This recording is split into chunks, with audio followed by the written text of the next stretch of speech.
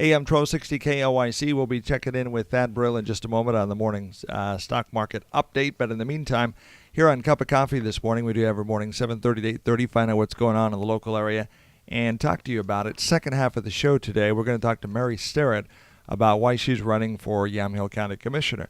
But first of all, I know I was joking with our two guests this morning in the first half of the show that chili is not usually your normal fare for breakfast in the morning, at least not for most people, well, unless you've been staying up all night. But there is something we were talking about a moment ago, the 7th annual Civil War Chili Cookoff is coming up, and it's brought to you by the Freeland Wade Force, and it's a fundraiser for the See You Later Foundation. In the studio today is Carmen Benke and Matt Schaffner. Carmen, thanks for being with us on the program today. Thanks for having us. And then also, Matt, thank you for being with us today. Yes, thank you. So let's talk about the Civil War Chili Cook-Off. 7 years, 7 big years. Do both of you work for Freeland Wade? No. No. No, okay. So let's talk about the Civil War Chili Cook-Off. First of all, well, obviously you're a duck. I am. So, Carmen, are you Oregon State? I'm married to a beaver, so I better stay beavers. Okay, so we have a beaver believer and somebody from the duck franchise here, dressed out in this duck wear this morning. Where's your costume? No costume. No costume. No Costume this morning. So this has been going on for 7 years. Bring in 2 cans of food for YCAP, get a hot dog lunch for $2, and come taste the chili. So tell me what happens at the Civil War Chili Cook-Off for those of us who may not have attended yet.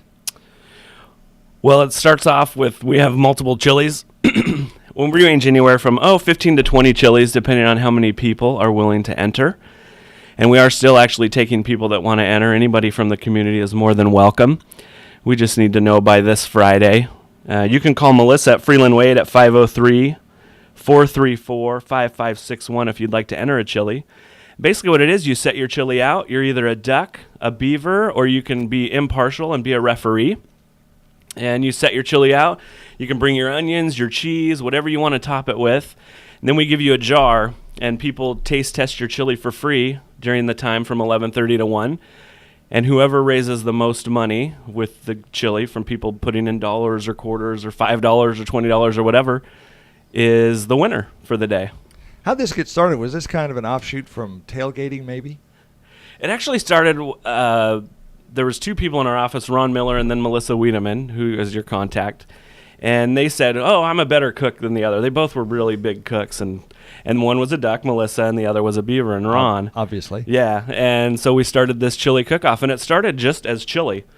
And we raised about $100 that year. And actually the person that won was another guy. He was a Cornhusker fan. And so he came in and kind of ruined the whole beaver duck thing. But it ended up going good. We raised about $100 or so for Relay for Life. And we just decided the next year, let's do it again. And that's what we did. And then so when we incorporated the hot dogs, chips, and a drink, which the Willamette Valley Medical Center donated. So 100% of the proceeds always went to the charity that we're raising the money for. All righty. So how much chili should they make? A good crock pot. A crock pot. 6 quart, I think, is a normal crock pot size, so that's always about a good one. We hand out the little, what am I trying to think? Just a little cup, like a styrofoam cup, and we put a little half spoonful in there, and just gives enough people to taste. And they're all lettered. It's pretty awesome when people are eating them, and we get people all the time coming in. They'll have 12 chilies, 15 chilies just wrapped around them. They're eating the dog. They're tasting all their chilies. It's a really good time. It's fun to watch. All right, more about the Civil War Chili Cook-Off in a moment, but first of all, we're going to go to the phone lines and see if he is a master chef with chili. Mr. Thad Brill. Thad, how you doing this morning? Hey, you made me hungry, David. You really did. I love chili. Yeah, a big chili eater? I tell you, my wife used to make the best chili when we first got married. It was the way to my heart. And then all of a sudden, she can't cook chili anymore. What happened? I don't know why. I don't know. I think she decided she didn't like hot, spicy stuff anymore, and she didn't care about pleasing me. So I think that's the evolution of her chili recipe. Is that one of the things that kind of the fire goes off a little bit when you get married, is that the chili isn't as good? Now, don't draw any inferences in this, folks, but we're just inquiring. Oh, no, draw them. Okay. They're true. They are true. There's no guesswork. It used to be, do you like this? Could I make it better for you? Would you think it ought to be spicier, less spicy? Do you think I've had that question for the last 10 years? But no. No.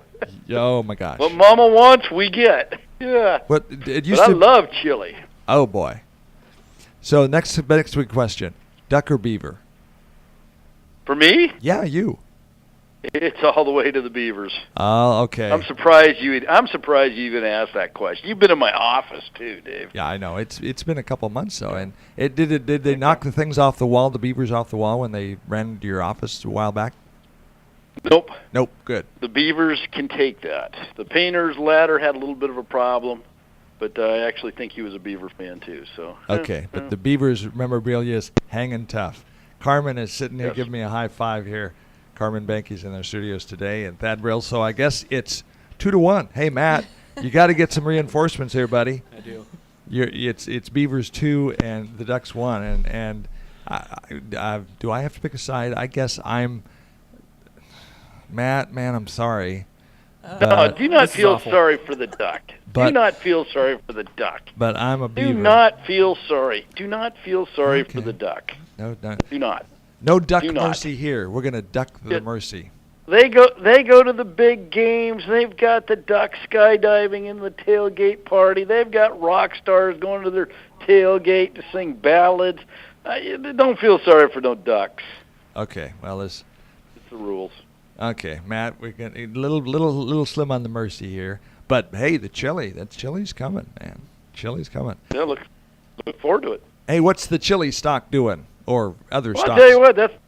I'll tell you what, that's kind of a good lead-in. Yesterday was a little bit chilly as U.S. stocks edged lower as investors scrutinized comments made by the presidents of the Federal Reserve Banks of Atlanta and Minneapolis looking for hints. At the closing bell, the Dow Industrials had given up 32 points, stopping the index at 15,750. That takes them this morning. Right now, the Dow has given up 50 points to 15,700. NASDAQ's actually up a half of a point to 3,920. Few stocks of local interest: Schnitzer Steel giving up 23 cents to $31 and a penny. Intel down 11 cents to $24.32. Nike up 28 cents to $77.14.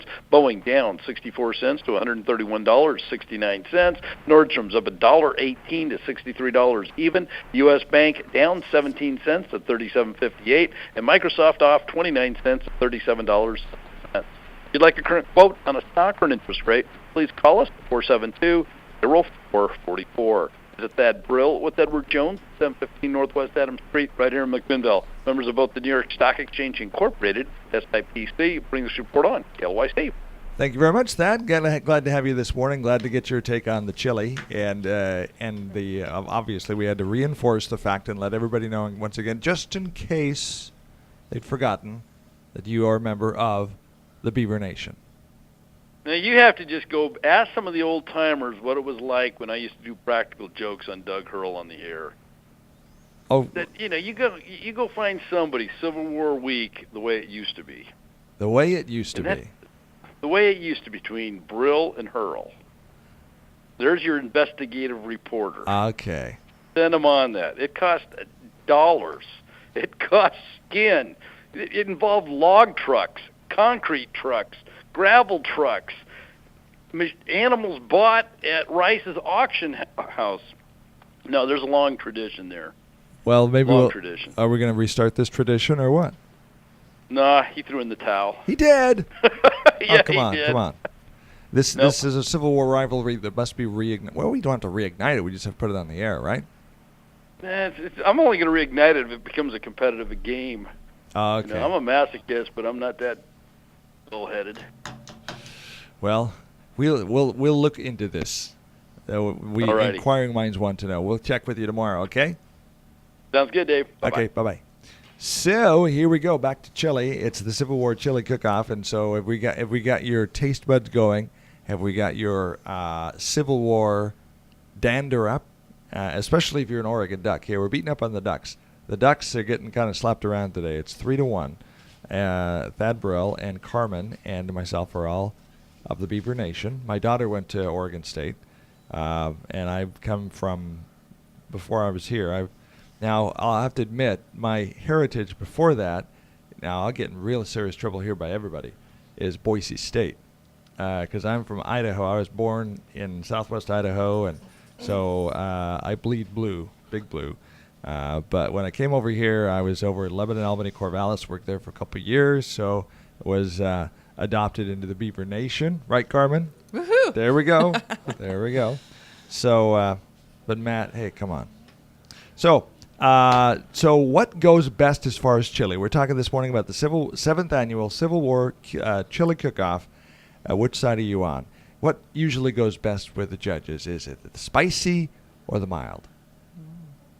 What I've seen, because the last 4 years the same person has won. His name's Eric, and it has been spicy, hot, Spicy. hot. Yeah, not super hot, but it's been a little spicy. So I think people in Chile like the spice.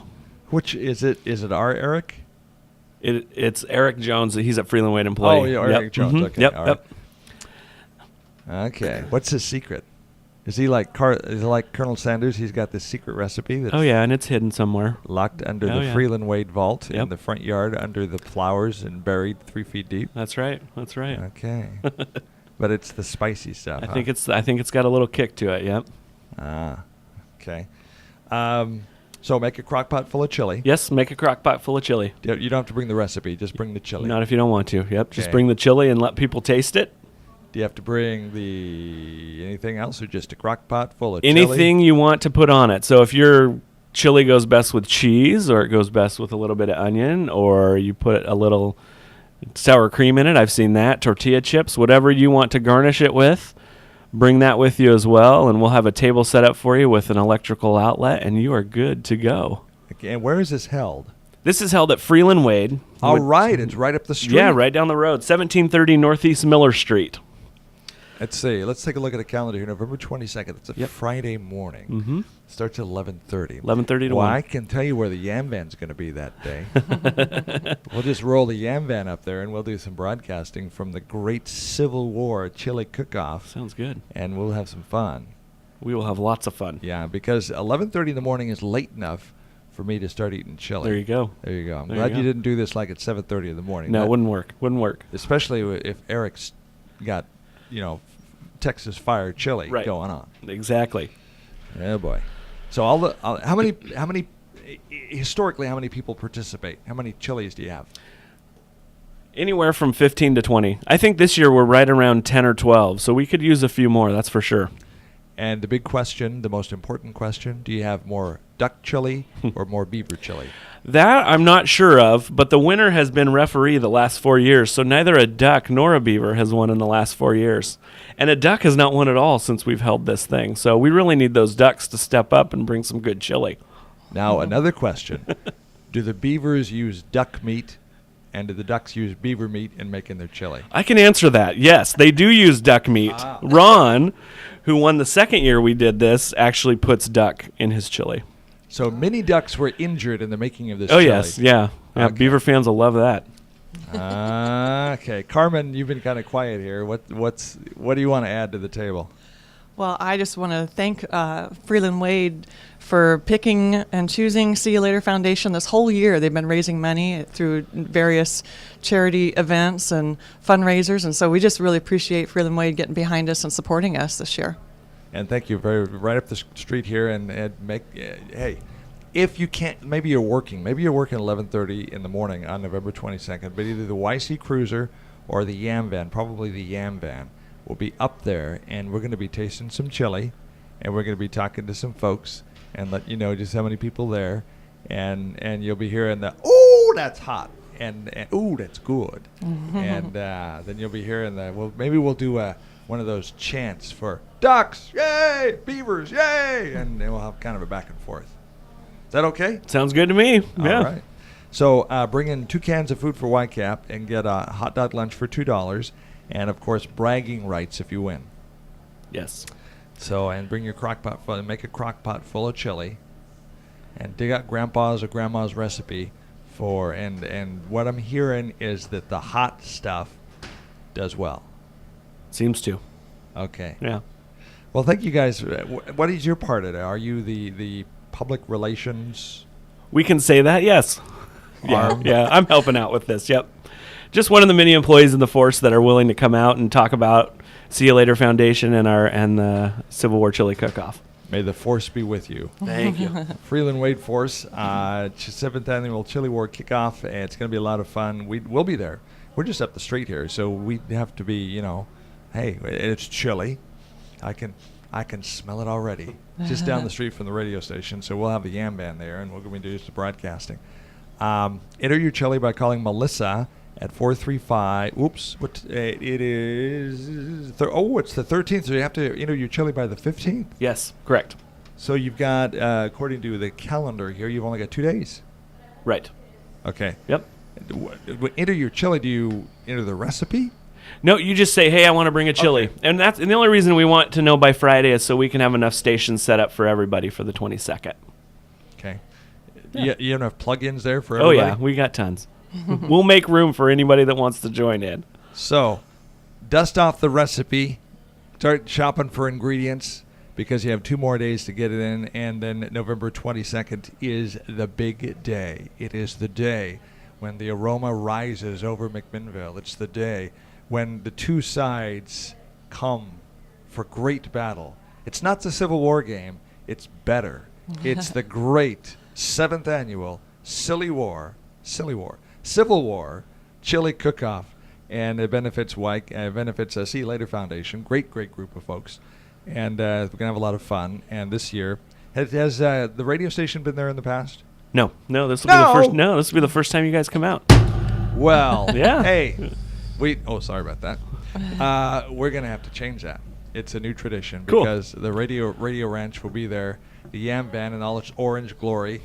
I'm sorry. Hey, I'm sorry, but the Beaver Nation has struck again, and just because of the Duck faithful, we've got the Yam Van all refurbished now, and it shines. It has a big orange hue to it. It glows in the dark almost.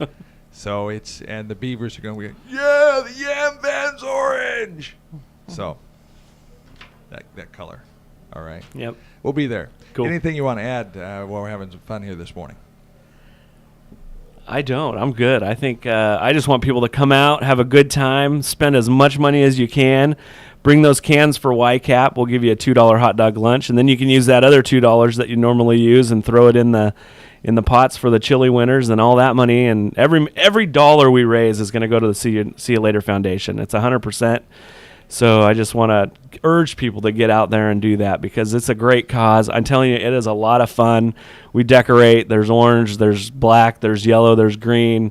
We've got everything, and it's a great time. And go Ducks.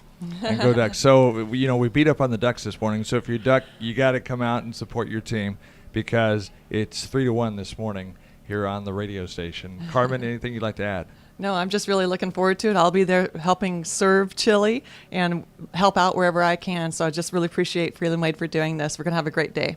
Does anybody come dressed up as a duck or a beaver? No. Nobody's quite that extreme? In colors, maybe, but Okay. not like a But duck not head or a beaver like- head. like- I haven't seen it yet, but I think it'd be pretty awesome if someone's willing to do it. This Hey. could be the year. That's right. This could be the year. Could be. Another new tradition starting off. And you were there. So, November 22nd. Again, remember, November 15th is the day you got to get your entries in. And just get your name in so Melissa knows how many plug-ins and how many extension cords and all that good stuff. I don't know if we can use extension cords. Maybe the fire department doesn't like it. But I'm sure you've got it legally hooked up where they can plug in their crock pot. Completely legal. There you go. Thank you for coming in this morning. It's going to be a lot of fun. And Civil War, here we go. November 22nd is the day, 11:30 to 1, and we will be there with the Yam Van with bells on. And in fact, I got a fork here, but I need to find my chili spoon, which we will, and then we'll be there. Thank you for being with us on the morning show and having a whole lot of fun with us this morning. Thank you. Thank you very much. Any parting thoughts? No, Okay. Do we scare you off? Are you going to come back and be on the morning show again? maybe. Maybe. Okay. We had a lot of fun here. It was a great time. There we go. And it will be Chili Cook-Off Day, and we will be there. And to tell you what, if somebody wants to dress up as a beaver or a duck, it's perfectly legal. In fact, we'll do some fun with you on the radio. All right? Hey, so check it out. Coming up at 8 o'clock this morning in about 10 minutes, we're going to have some music here. But coming up, we are going to be talking to our second guest of the morning, one of the candidates for Yamhill County Commissioner on KLYC. So stay tuned for that. By the way, a new promotion that we've started is called It's Your Day. And today is Kathy Robinson Day on AM 1260 KLYC. What we're doing is we're honoring people who live in Yamhill County or within the reaches of our airwaves.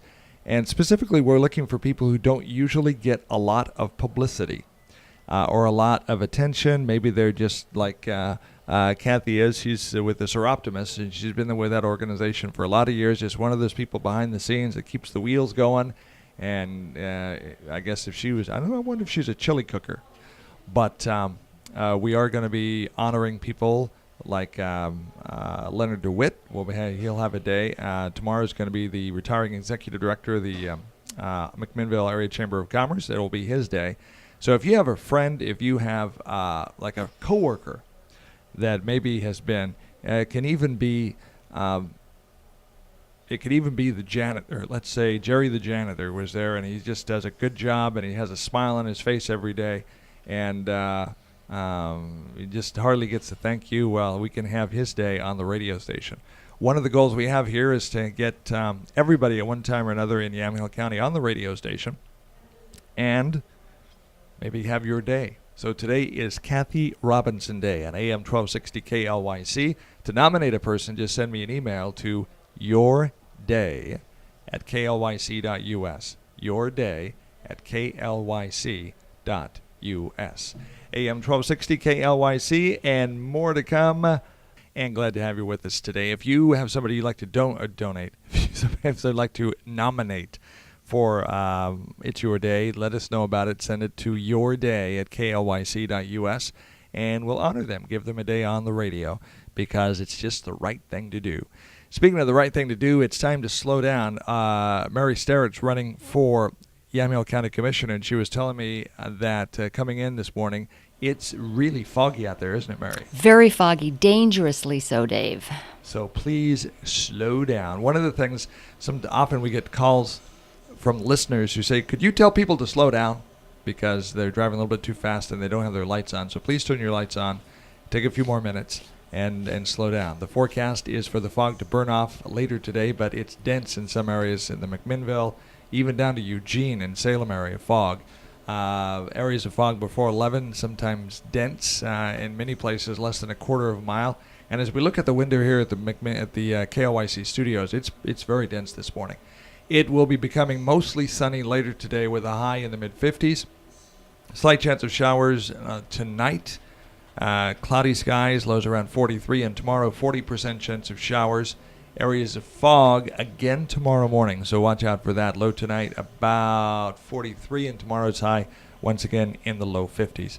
AM 1260 KLYC, bringing you to segment 2 of the Cup of Coffee here on AM 1260 KLYC. Whenever we have a candidate, in fact, all of our interviews now, including the one we're having some good times here at the expense of the Oregon Ducks.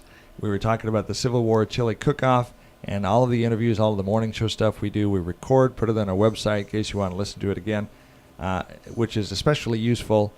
You might not want to hear us joking about chili all day, but you might want to listen to what the candidates are saying and kind of examine which candidate you should vote for. So you'll be hearing all the candidate interviews, especially on a special button on KLYC.us. It takes you to your YouTube page, and all of the interviews we do are stacked up there.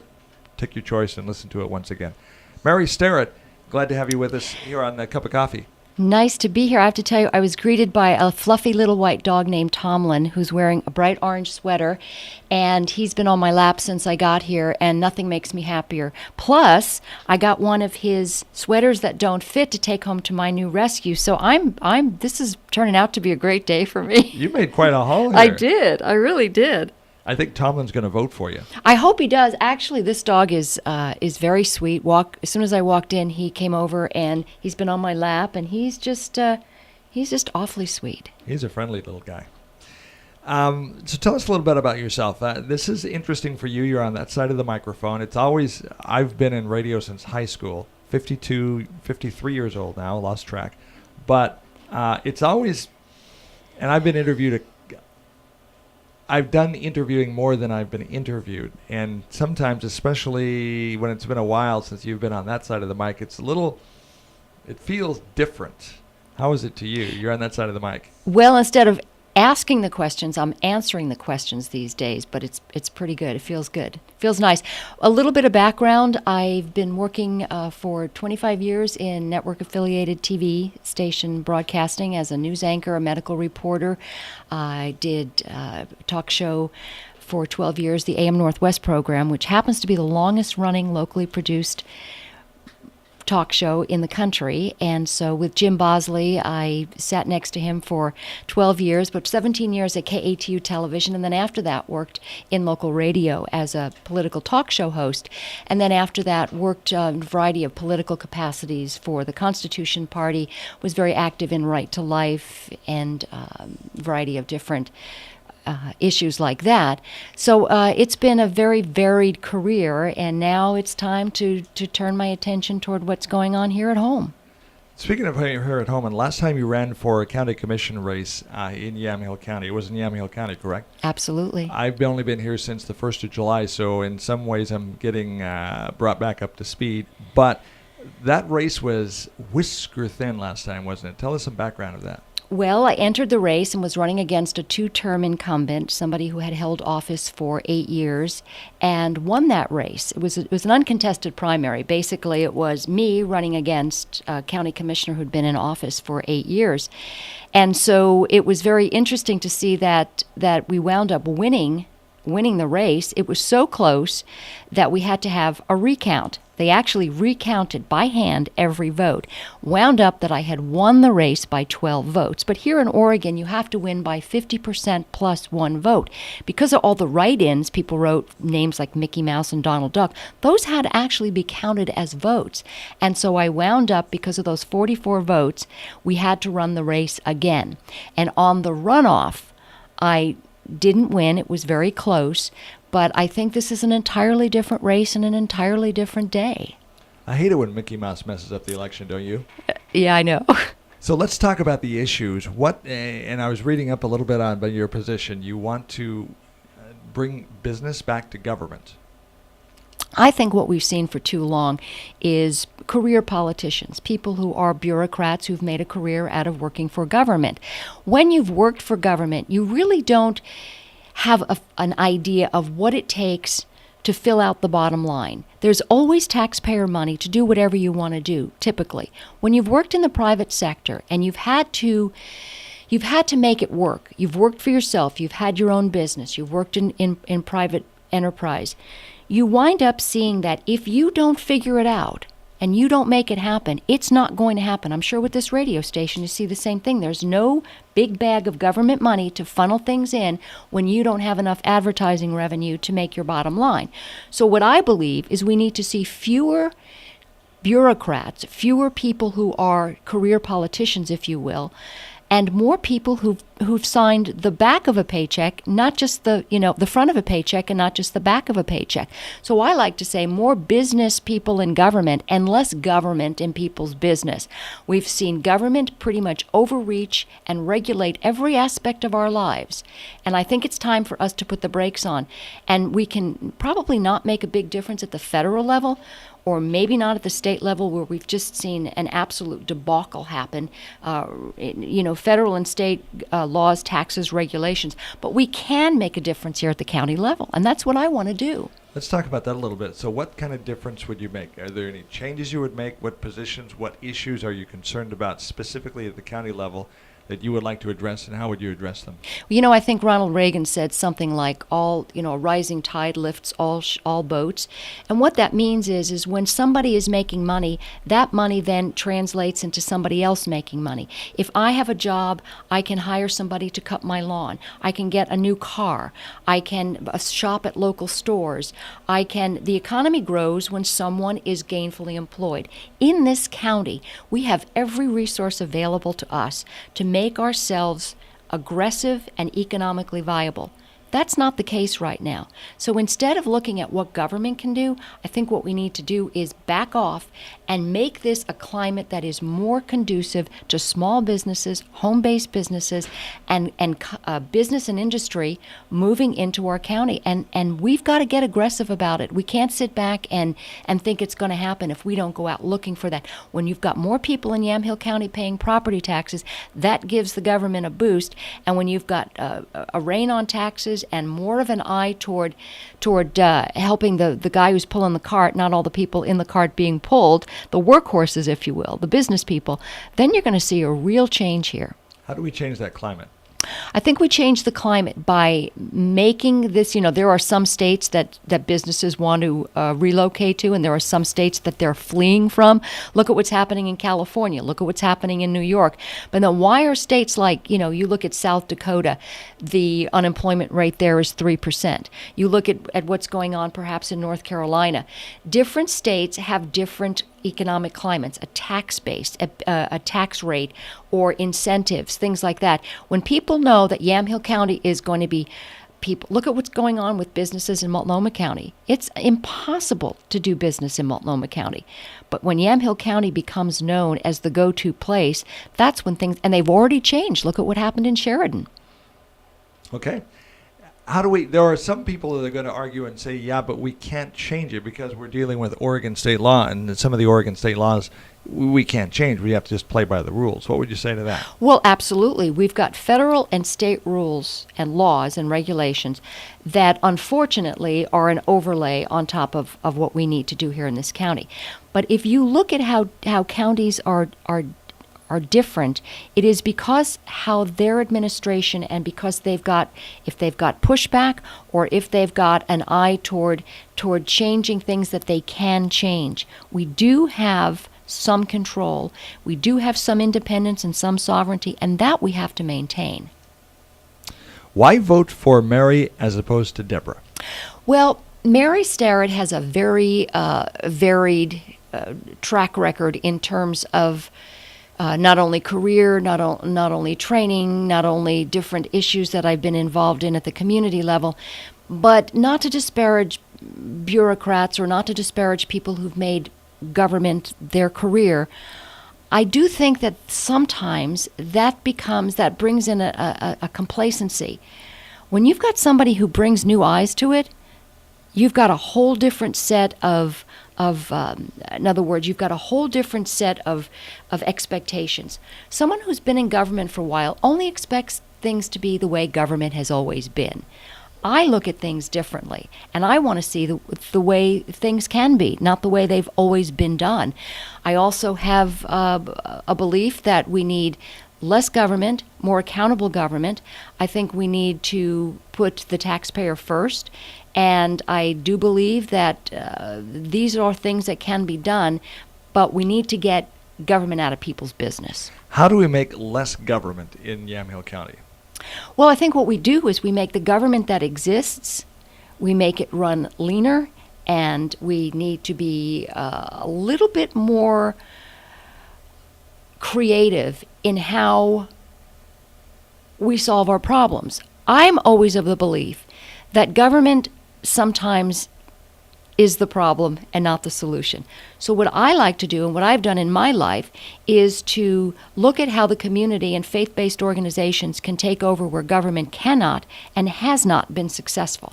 For instance, I'm involved in Christian family adoptions, and what we do is we try to get kids in state foster care into permanent placement. The government cannot do that. What we do is we have a foster mentorship program, so I have become a foster mentor. If we cannot bring foster children in or adopt children, we can keep them from going on to lives of drug abuse and crime by intervening and becoming a mentor in their lives. This is not something done at the government level. This is what we do in the community. When we've got people who have issues with drug and alcohol abuse, we need to step in, not only the faith-based community, but the community at large, and say, well, government isn't going to be able to fix all these problems. What are we going to do? And that's where we have to start thinking a little more creatively than we have been. So what you're saying is create more partnerships with maybe nonprofits, charity, and faith-based organizations, for example, in in what you were talking about? Yes, and I think we need to engage people. People are very intimidated by government. There seems to be an awful lot of us versus them. I'm in government, I know better, I know what to do. Well, to be perfectly honest, I would rather take my advice and my counsel from people who are in the community, not only the faith-based community, but the business community, and incorporate them into the decisions that the county makes. What are you hearing from the electorate? What are you hearing from the street? And we've been hearing some interesting comments after the recent elections. There's a lot of money issues, especially school districts failed in this last election. It seems to be, at least from our vantage point, a little bit of a pushback from people are pretty much throw the bums out. You're not getting any more of my money. And we point to the national government shutdown, the federal government shutdown. That didn't do a lot for the credibility of government everywhere. Would you agree with that? Well, the government shutdown to me was pretty much smoke and mirrors. Really, government continued to operate, and government waste continued to be at all-time high levels. What I have been hearing, is that people are fed up with government intrusion into our lives. People are now coming to realize that all of these things that they were told about government spying on them and government doing dishonest things has come to pass.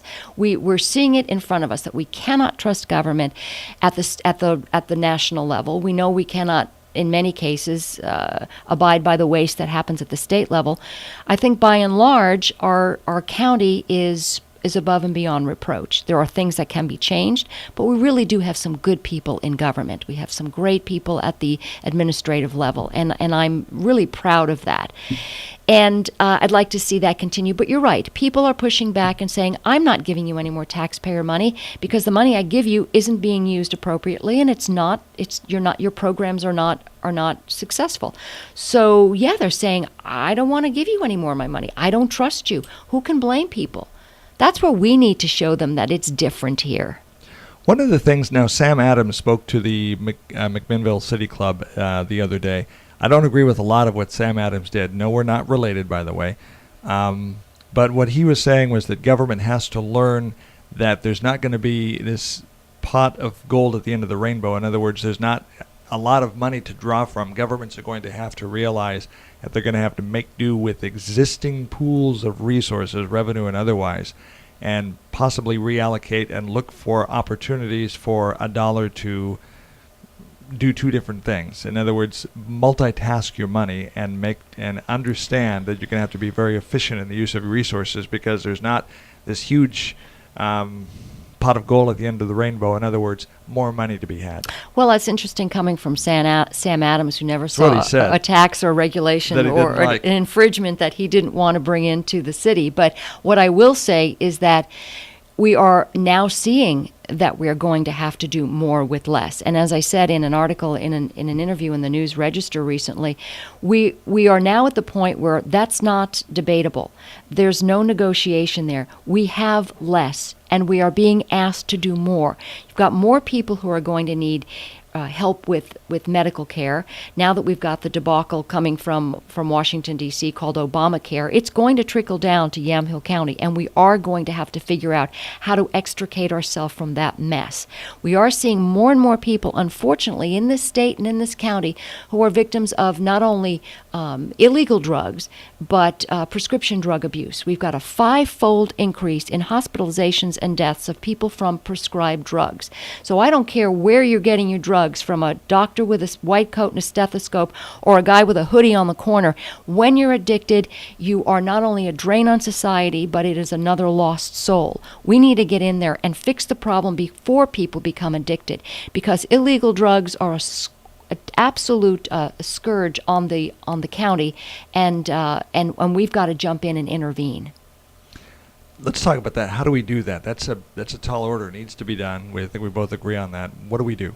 Well, again, I go back to, for instance, here's a program that deals with foster mentorship, and having gone through the foster mentorship training, what we're finding is that a lot of the kids, a lot of the people who wind up in prison or wind up out on the streets involved in illegal drug trade and addicted are people who came from the foster care system who really don't have any base, any structure, any family. So where do they go? Where can they go? You know, you and I are used to having parents who we could, run home to if things got bad. These kids have nowhere to go. So if we can keep them from getting out on the street, winding up dealing drugs or being addicted to drugs, that's one huge, you've got 1,500 kids now in the foster care system ready for adoption. Actually, they're out of the foster system, but ready for adoption. If we can get half of those kids before they turn to drugs and crime, think about what a difference that's going to make in our community. One of the things interesting point you make there, when I was in Bend, there was a lot of homeless teenagers in Bend, because what they would do is they would hook the train from Bend or from Portland and come down to Bend, because they told me, and we went out and interviewed them. We did some MOS, man on the street, going out and talking to these kids. And what they would do is they would congregate in groups, not gangs, but groups, and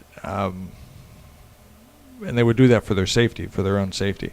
And they would leave Portland and go to places like Bend, because they thought there was more money in Bend, because Bend, at least for a while, had a reputation of being where the rich people were. So they would go down there and do what's called spange, which is they would beg for money. And so you see a lot of these homeless kids on the street. But it was safer to live on the street in Bend than Portland.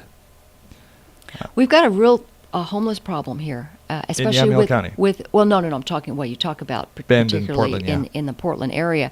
Well, there's homelessness in every county. Yamhill County certainly is no exception, but the metropolitan areas where services are, you tend to see more congregation of people. But I actually remember working with a ministry where we would take bags of lunches down to Pioneer Courthouse Square, and you see all these kids who had made families of other homeless kids, and this had become their family. Unfortunately, their families were involved in drug, alcohol abuse, and crime, and it was very difficult to reach them. But we did reach them at where they were hungry. We gave them something to eat, and from there they were able to hear a message of, there's another way out of this, and there are resources, and we really have to be open to being creative and not looking for government to make sure there are no homeless people, no drug addicts, because that's not going to happen. It hasn't happened.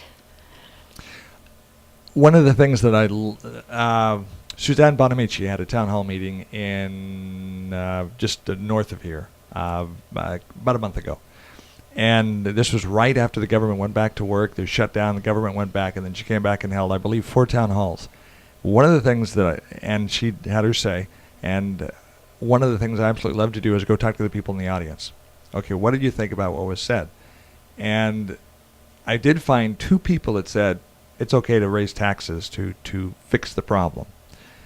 A lot of the majority of the people I talked to said that's not the answer. But they also said the majority of the people I talked to didn't like what they were hearing. And this is not to run down Suzanne Bonamici, but people are not happy right now. Well, Suzanne Bonamici and people in that, that sort of political ideology, again, never met a tax that they didn't like. The answer is always to raise taxes or inflict more regulation on people. And the more government has access to money, the more there's the potential for waste. So no, I think there's got to come a point where we say taxes are not going to be raised. And the way I look at it is, as commissioner, there just doesn't seem to me to be any reason to raise taxes when we have there are cubby holes that can be accessed to access more funds, and there has to be a smarter way in doing government, and continuing to say that we're going to be able to throw money after every problem. It's not going to happen. It's just not the money out there, not the extra money. No. Just say yes to taxes to a lot of, especially business people, are saying that's not the answer, because they're seeing their bottom line going down. To a lot of business people, it's a perfect storm where revenue is down because people are spending less money, and then in many cases, cost of doing business is up, cost of goods is up, transportation is up. Thankfully, gas prices have gone down recently. And then when you have extra government regulation or additional government regulation, that's an extra cost. Talked to a lot of business people that, especially in the Bend area, that some of them were going down to Texas. They didn't have the land use planning laws down there. They had more wide open spaces. North Dakota, South Dakota is a great place to go if you're looking for a job in the oil fields, especially because the unemployment rate there is 3%. Mm-hmm. Lowest in the nation, and they're building like crazy down there. But a lot of people don't want to go to North Dakota. They like the beaches of Oregon, and they're willing to put up with it. I asked some business people in Central Oregon. I talk about that because I was there for 6 years as a reporter. Why do you stay in Oregon? Why do you stay in the Bend area? And they said, this is our home. We like it here, and we're going to find some way to make our business stick. So people like it here. They want to do business here. I'm getting on my soapbox a little bit here, but when people say Oregon is business friendly, let me ask you this question. Do you think Oregon is business friendly? No, I do not. I would have to agree with you, and I would have to say I've talked to a lot of people that say the same thing because of the regulation, because of the cost of doing business. Also talked to a number of municipalities, not going to mention names. It's not the local area I'm at now, but previous areas. They were afraid of City Hall because of retribution. And it was amazing that in some of the small towns in Oregon, there's this us versus them mentality. And I saw it, and it just shocked the heck out of me. You know, last time I was running, I saw something similar to that, and it surprised me because I would have thought that in small towns and small cities you'd have more of a community feel, a compassion for the business person. But when I see people that are going after businesses because of sign regulations, because of anything that they're trying to do to increase their business, and they make it difficult, and just some of the land use situations going on in different cities, I got to tell you, I was really, really surprised to see the backbiting that went on in the small towns and some of the political infighting, and it got down and dirty. Mm-hmm. For example, in one of the cities, you couldn't put a sign on the inside glass of your window facing out if you were a business. That's ridiculous. You know, it is ridiculous, and we have to ask, what is my business, and where do you cross the line that says you cannot tell me what to do inside this business, short of anything that's illegal, because I believe that if it's illegal, we need to keep to the law. But when you start making rules and regulations about whether people can hang a sign or put a sandwich board out on the street telling people their business is there, everything is better when business people make more money. We got to make it easier for them, not harder. I would totally agree. So why, as we close it, is there anything you'd like to ask before I ask the final question, which is the final question will be, why vote for Mary Starett for Yamhill County Commissioner? But before we do that, let me give you a chance to talk about something maybe we haven't visited about yet that you would like to bring up in the campaign. I think there are a lot of issues that we're going to be talking about in the next few months. I think it's important for people to realize that the difference between electing a bureaucrat and electing somebody from the private sector is that you're going to get more of the same. This is not to disparage bureaucrats. This is not to disparage people who work in government and have their whole lives. What it is to say is that there comes a time where we have to say, business people in government gets government out of people's business, and that's the difference between myself and my opponent. And again, this is not to disparage anybody who works in government, but I think we've passed the time to start thinking about that. So why vote for Mary Starett? Vote for Mary Starett because I believe that the core functions of government have to be paid for before we start paying for things we can't afford.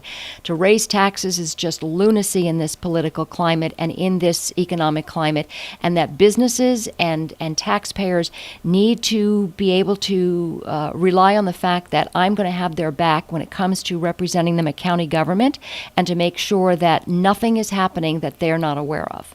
Let me follow that up. What kinds of things should government pay for?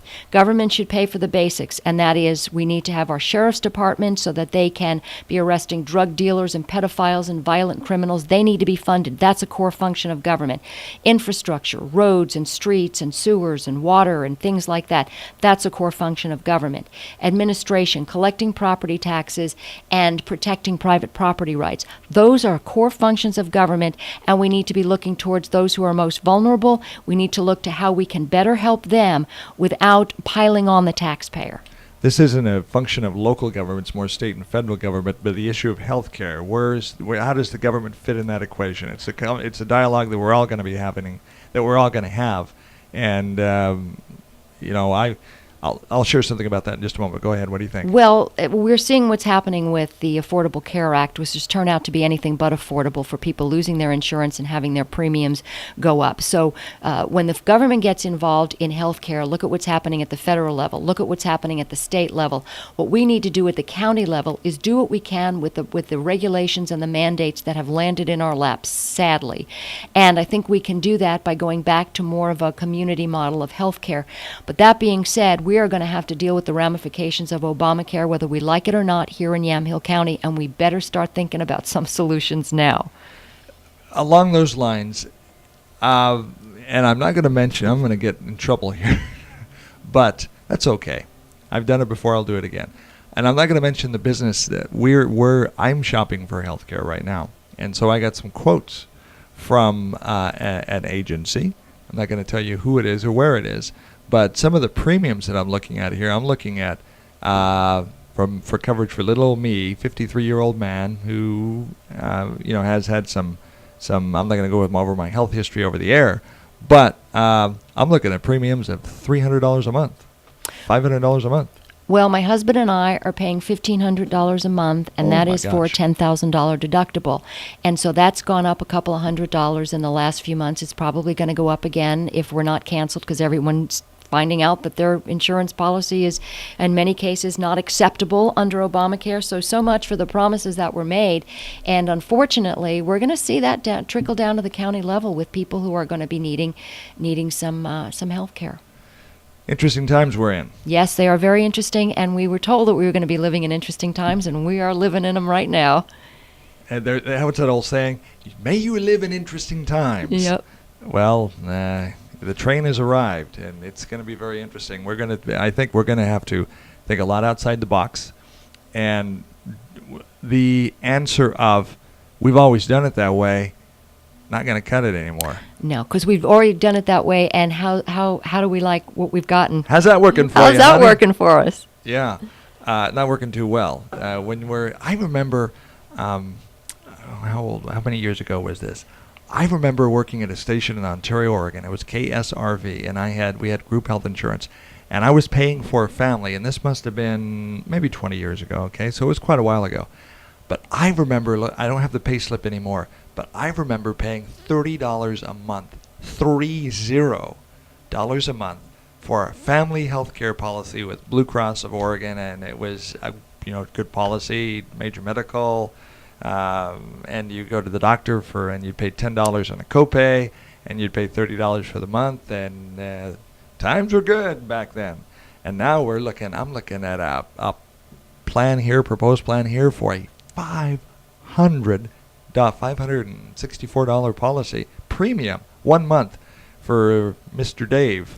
And I don't know about you, but I don't have a $500 bill floating around saying spend me on a health insurance premium. Well, and then when you look at what the deductible is too, then it's not something. It's something that's going to have some pretty severe ramifications all across the board.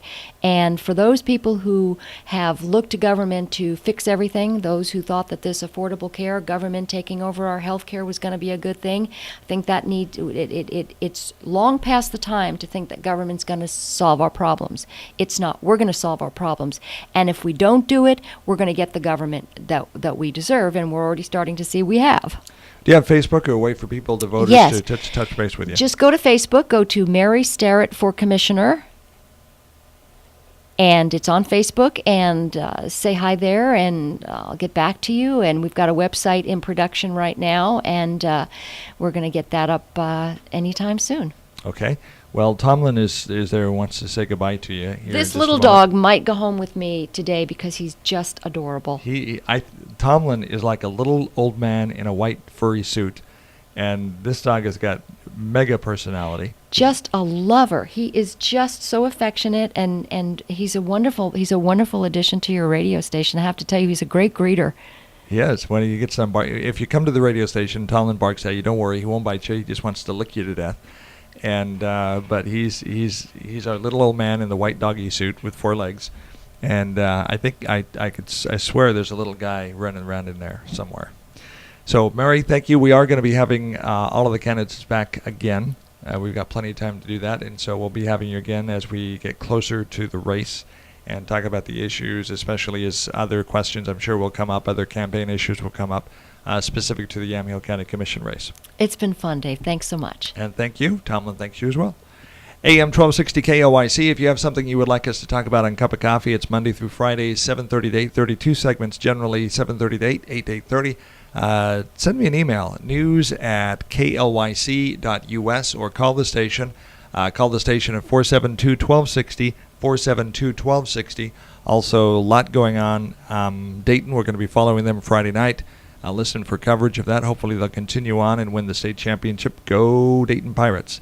And if you have somebody you would like to nominate for a Your Day, this is your day, then let us know about it. And likewise, send it to news@klYC.us or yourday@klYC.us. Today is Kathy Robinson Day on AM 1260 KOYC.